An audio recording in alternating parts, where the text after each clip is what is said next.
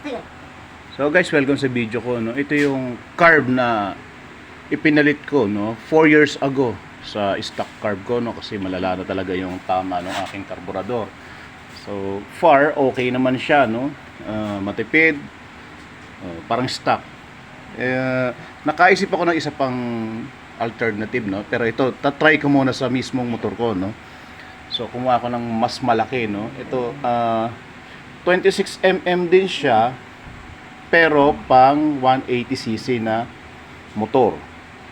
So feedbackan ko kayo, no, kung ano ang magiging resulta ng aking eksperimento, no. Mas malaki to sa stock carb ng SA, ano.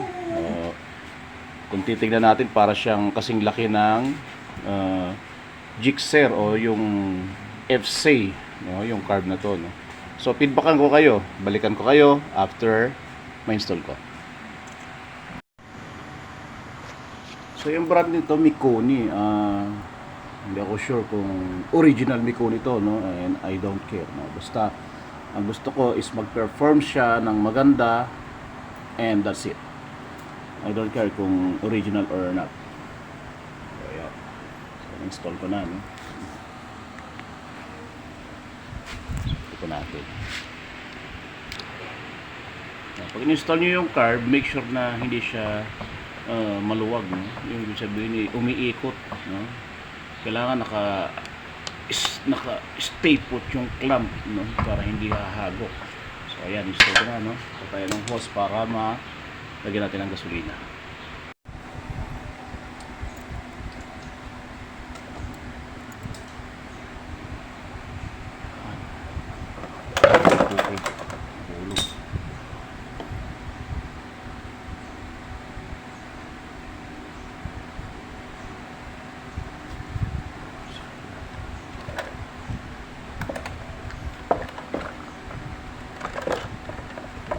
Ayan, open natin yung fuel cap. So yung TPS, no, ito yung ano ng TPS, no. Para sa akin, ano, matagal na naka-condemn, no. Yun nga lang, kung ikaw maselan, iilaw-ilaw yung ano mo sa panel, no. Ako okay lang naman kahit umilaw-ilaw yan, or else tanggalin mo yung bumbilya sa panel mo para hindi na siya umilaw, no. Ako kasi hindi ko ginajumperan yan, so mahirap na. So start tayo, no? Tingnan natin kung ano ang kanyang resulta.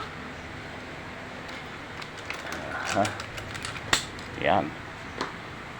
So start natin.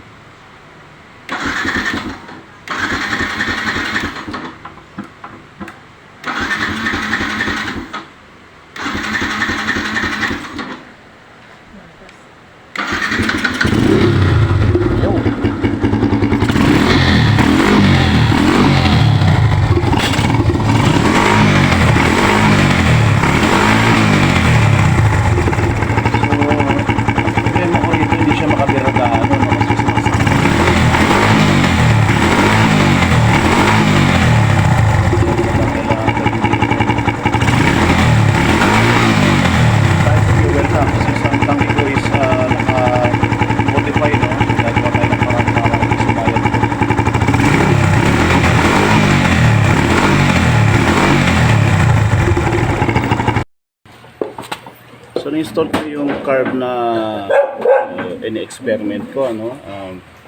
Road test tayo, no.